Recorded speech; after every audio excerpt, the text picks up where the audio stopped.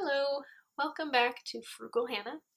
My name is Hannah, and today I am here with 7 intermediate steps you can take to improve your overall financial health and well-being.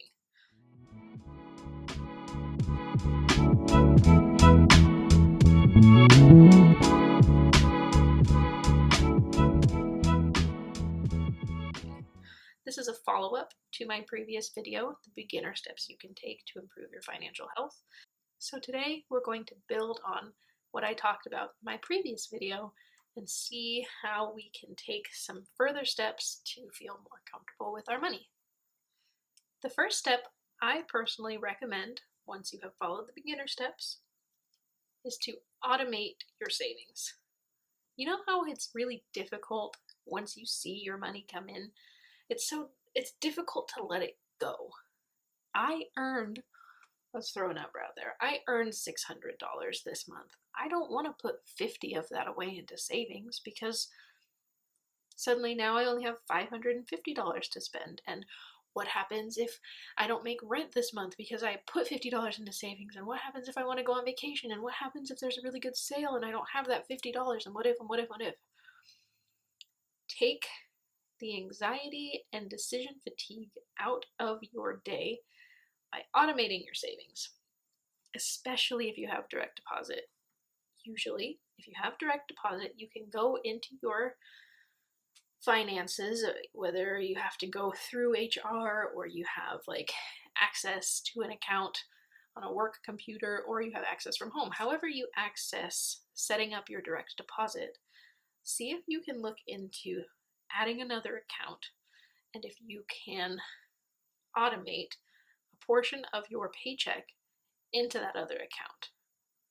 Suddenly, you might be living off of $550 a paycheck instead of $600 because $50 goes into your other account. But even if you know that money automatically goes somewhere else, it's so easy to forget about it and to live within the number you see coming in. And $50 a month, that, don't get me wrong, for some people that is a lot of money and that is life-changing and you do need that $50. Maybe automate 25 or 10 or 5 or 1 if it really comes down to it. Do what fits into your financial lifestyle, but automatically deposit it so that you don't have to make that decision. You don't have to think about it. You don't have to stress about it. It's just done for you. And the next time you check up in your bank or in your mint, like we were talking about in the last episode, suddenly you can see wealth accruing and you didn't have to do anything. You did one thing that took maybe an hour out of your day. Maybe it took an inconvenient amount of time out of your day. You might not be able to do it right now, but it's done. It's one decision and it's done for you. Automating a portion of my savings provides relief because that's one less thing I, as an adult with many hats to wear, have less thing to worry about. Less things? One less thing to worry about? The second thing you can do to improve your financial health and well-being, if your job offers benefits, sign up for your benefits. Not all minimum wage jobs have benefits, but, for example, I live in Washington State. It is required by law now that we accrue sick pay when we work. If you accrue sick pay, use your sick pay. You are not doing anyone any favors by martyring yourself for your job and coming in every day sick. Use your sick pay. I don't know how many times you have to hear it from me. Use your sick pay. It is not illegal. You cannot be fired for using your sick pay. You are protected by all kinds of laws if you use sick pay. If you have it accrued, you can't take it with you when you leave. You can use it for all kinds of things. I don't know how it works in every state, but at least in my state, you can use that money towards doctor's appointments. You can use it towards taking other family members to doctor appointments. Like, I have to miss 2 hours of work on Wednesday because I have to drive my dad to his eye appointment. You have legal reason to use your sick pay. If you have sick pay, use it. Use it. You are working too hard already to not be shown what appreciation you are legally owed. Use your sick pay. For the love of all that is holy, use your sick pay. Please. Please use your sick pay. If you have other benefits within your job, sign up for them as well. I work for a company that provides medical. I have medical at a discounted rate because I go through my corporation. I have dental and vision, and don't get me wrong, I know that I am incredibly lucky to be working an entry-level position with all of these things offered to me. But because I know they are offered to me, I take advantage of them, and my life is better and easier and less stressful because I can go to the doctor if I need to, and it's not going to put me out. Sign up for your benefits if you have any. Explore within your company, even if it's minimum wage, even if it's, I don't know, McDonald's, Burger King, places like that are starting to offer more things for their employees. Don't be afraid to ask. The worst thing that's going to happen is you're not going to get anything more than you're already getting. And if you know of other companies around you that offer better benefits or any benefits more than what you're making right now, you can leave your job and go to that one.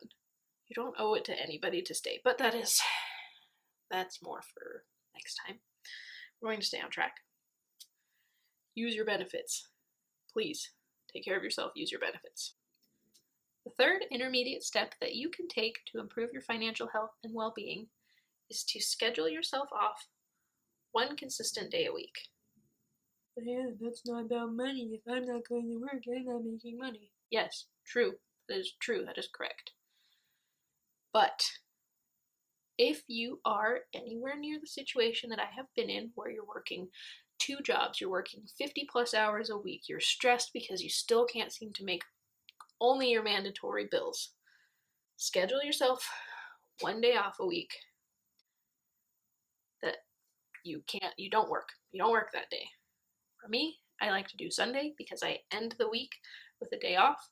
Businesses are closed. I'm forced to not go out into the world and do a million things. I have to take time. I don't know, go for a hike, enjoy the sunshine, or sit in, close all the blinds, take a nap, whatever you need to do. Give yourself one consistent day off a week. The fourth intermediate step that you can take to improve your overall financial health and well-being is to eat more food at work. I have what my friend and I fondly refer to as a cold panini situation. I came into work on a day off to talk to a manager or something, and there was a panini that a customer had not claimed, and it was over an hour old, so the customer clearly wasn't coming back for it, and if they did, they were going to get a new one. So this one was as good as garbage. I knew that panini was worth a significant amount of money. I knew there was a hungry person at my house. I would have eaten it myself if I had not just eaten, don't get me wrong. Like, no questions asked. It would have been great. It would have been a great free treat because I love free things. And I happen to love paninis. But I took that panini home to my partner, and he enjoyed it. My friend watched me do it. Every time free food is thrown at me, it is a cold panini situation. Take advantage of your cold panini situations.